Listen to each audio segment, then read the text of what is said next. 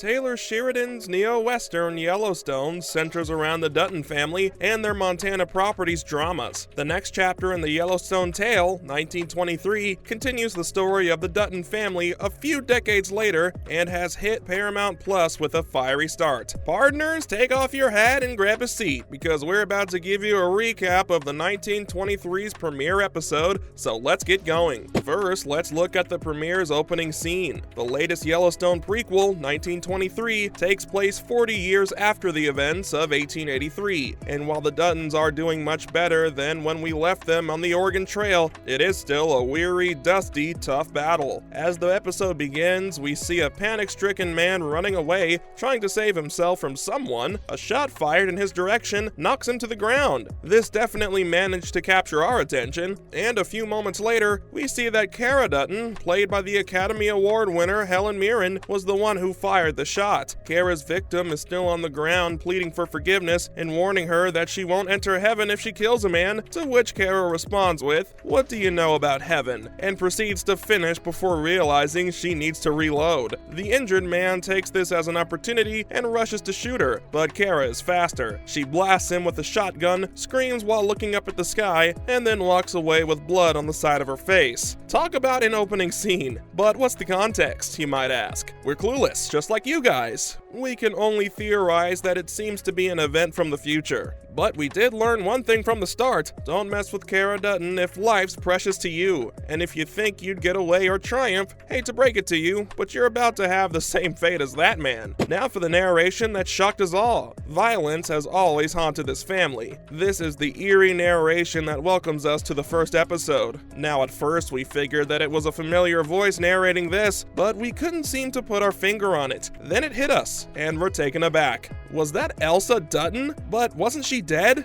Well, the writers brought her back from the dead to have her narrate her family story. The spirit of Elsa, while narrating, continues, "Violence followed the Duttons to America from Europe, and where it doesn't follow, we hunt it down, we seek it." Elsa's narration introduces yet another mysterious character, Spencer Dutton, played by Brandon Sklenner, who has survived the horrors of World War I. Spencer left his position on the ranch and now works as a hunter for hire in Africa. She also explains her family's ill fate, saying, "My father had 3 children. Only one would live to see their children grow. Only one would carry the fate of this family through the Depression and every other hell the 20th century hurled at them." From the 1883's end, we know that Elsa was the first of the kids to die. Elsa narrates further that after her father's demise, her mother wrote to her uncle, urging him to move his family to these untamed woods and protect her land. Jacob, played by Indiana Jones star Harrison Ford, came a year later to find Elsa's mother frozen in a snowdrift, her 2 boys half-starved and unable to talk. She then said that he treated them as his own, carried his brother's dream, and had turned it into an empire. Then the empire fell. Well, updates on the Dutton family weren't pleasant. Coming up, the sheep affair. In a hearing about the current livestock tragedy, a sheep herder called Banner Clayton, GOT fans might know him as Jerome Flynn, is furious over the butchered sheep. When Jacob points out that no one knows who murdered the animals, the Scotsman, Banner, blames a group of Irish farmers, and a brawl erupts. Sheriff McDowell breaks up the brawl by firing his gun and yelling at everyone to calm down. The issue at hand becomes clear. There's little grazing ground for the sheep, and the sheep eyeing grass on other people's property ruins the fodder for other animals, destroying the property owner's livelihood. Jacob suggests Banner and his folks graze their sheep in the highlands or sell off some of their livestock. When Banner exclaims that the Duttons own vast land and who should we sell our sheep to,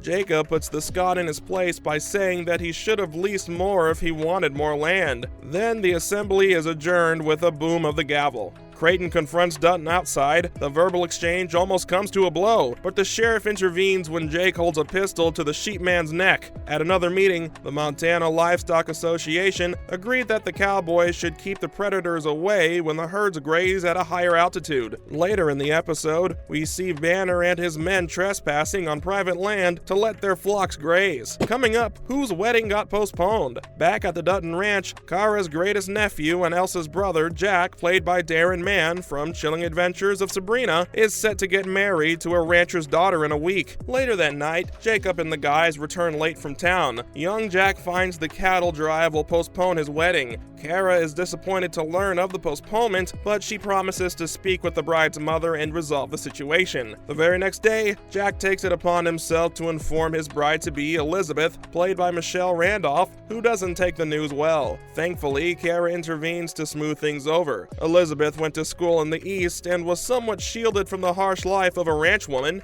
Kara advises that the young lady must realize the implications of marrying a rancher like Jack. By the end, she does, implying that she'll learn from Jack. The two are madly in love and have the same fire as Elsa's 1883 love stories, showing that the Duttons love as strongly as they fight. What's more, Father Renaud was not being so merciful. We saw a glimpse of how indigenous Americans were treated during the time this prequel is set. In the name of grooming, their children were taken away from their families and tortured to make them obey. A Catholic school for girls is located in a remote plain area. All the kids are Native Americans with white nuns in charge. One student, Tiana, responds dismissively when the instructor asks what soap is made of. What begins with the girl getting her knuckles slapped with a ruler rapidly escalates when she curses the nun in her language. Then we see Tiana lunge at the nun and start hitting her, and chaos soon follows. The two are bloodied and beaten as they appear before Father Renaud, played by Sebastian Roche from Supernatural. He realizes what has unfolded. He mangles Sister Mary's hands while forcing her to recite a Bible verse. Tiana is so horrified by the sight that she begs him to stop. This is when we hear him say amusingly, "You beat the child," and she pleads for pity on your behalf. Perhaps she should be the professor. Next up, justice in that era? Really? Now, before you get too excited about the possibility of justice in that century, he warns Tiana that her outburst will inspire other students to do the same. Then he creepily touches the young girl's face, makes her stand against his bookcases, and tells her, "I have sympathy, but I have no mercy," and proceeds to beat her. The wounded girl, Tiana, played by newcomer actor Amina Neves, and her friend mutter to one another from their cribs after a distressing bathing scene in which the nuns offer step-by-step washing instructions to a full room of naked kids. Tiana's friend mentions that they only have one more year left of school. Tiana tells how everyone they've known who's gone hasn't been heard from again, and she fears the worst. We see that she's determined to escape from this hell of a place they call school. Next up, Spencer is on his hunting spree in Africa. In another scene, we see Spencer Dutton sleeping in his railroad car as it travels across the African savanna on the other side of the world. To put it mildly, Spencer is still haunted by nightmare recollections from his service as a World War I soldier. Through this, we discover why Spencer has chosen the life he leads now. He left his position on the ranch and he currently works as a hunter for hire in Africa. Spencer is a well-known big game hunter across the world. Wealthy white people who paid to spend their vacations in an exotic outdoor setting have hired him to hunt down a big leopard familiar with the taste of human meat. Spencer sets himself and his assistants up as bait without them knowing, so the game begins. But first, supper is at 6 o'clock, and Spencer must dine with the English guests he's guarded against the leopard the size of a couch. Lastly, Kara's letter to Spencer. Kara suffers from a distinct kind of grief. Her dear Spencer, a nephew she adores as if he were her own, is still in Africa. We see her write a letter to him saying, "I wonder why. Why won't you come home to us?" Moving back to Spencer, who's living a completely different life, he waits for the leopard in the bush, tempting the leopard by making himself bait. We see that patron Catherine, on the other hand, has other plans. She goes out in the night to do her business in the bush as part of her plot to find Spencer at night. But a monstrous leopard emerges from the dark grass, and its jaws clamped around Catherine's jugular. Spencer watches as the leopard drags Catherine's body. Spencer shoots, striking the beast, and Catherine collapses to the ground. "Spencer, there are two of them!" His assistants, or should we call them baits, cry as another leopard emerges from the bush. Our curiosity is skyrocketing as we speak.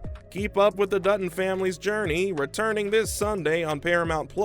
That's a wrap for this video. Are you excited about the upcoming episode of 1923? Let us know in the comments below. Make sure to give this video a thumbs up and subscribe to our channel for more videos like this. See you in the next one.